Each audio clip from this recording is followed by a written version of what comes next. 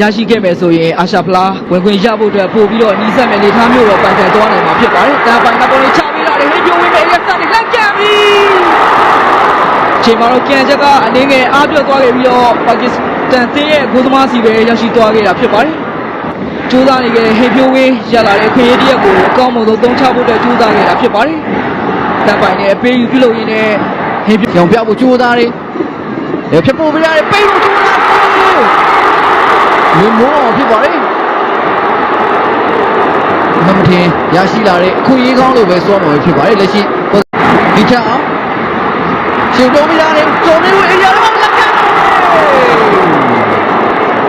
ကျော်မင်းဦးရဲ့ကန်ချက်ကတော့ဂိုးပေါင်းနဲ့အလိုကြီးကိုလွဲချော်သွားခဲ့တာပဲဖြစ်ပါတယ်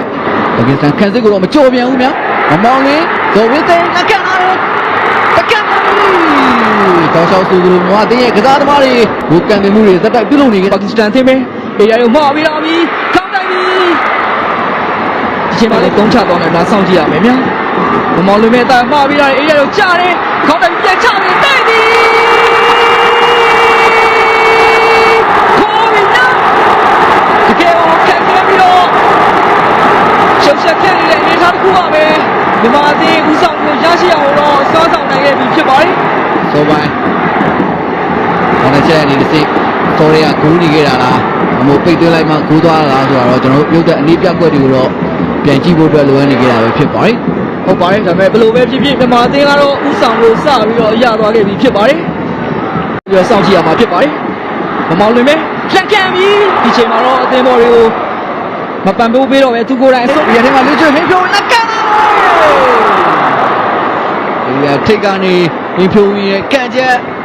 ကောင်းဝင်ခဲ့ပြီပဲဂိုးပေါင်းနေတော့မဟာရက်နေပြီးတော့မြောက်ပေးတာမော်ဦးကောင်းတိုက်ပြီးတော့ရှင်းထုတ်ထားတယ်မြတ်ရထအောင်စကန်တင်မဲ့လက်ကန်ပြီဒီလာပါရဲ့ကန်ချက်တစ်ခုကိုတော့တို့တွေမြင်တွေ့ခဲ့ရတာပဲဖြစ်ပါတယ်ကျွန်တော်မဲ့ရှေ့ရာဟစ်နာဗီဖြစ်ပါတယ်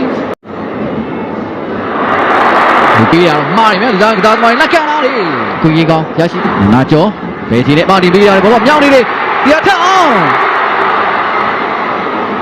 မာတင်မဲဆိုဝေးသိကြလာတယ်လူလူချစ်ချပဲဒီကတော့ပေးရပြီမာတင်မဲလက်ကန်ပြီဒီကြမ်းမှာလူစားဝင်လာခဲ့တဲ့မင်းမော်ဦးသူရဲ့ပုံစံအတိုင်းပဲရလာတဲ့အခွင့်အရေးတရက်ကိုအပိုင်ဆုံးသက်ဖို့အတွက်ကြိုးစားခဲ့တာဖြစ်ပါတယ်ဘယ်ပြောရမှာဖြစ်ပါတယ်ဝင်လိုက်ထိုးတိုက်နေတဲ့ကြားပေါ်တက်မာတင်မဲလူလူချစ်ချပဲဝင်လိုက်ထိုးကြာခါလာမမော်ချပိုက်ပြီ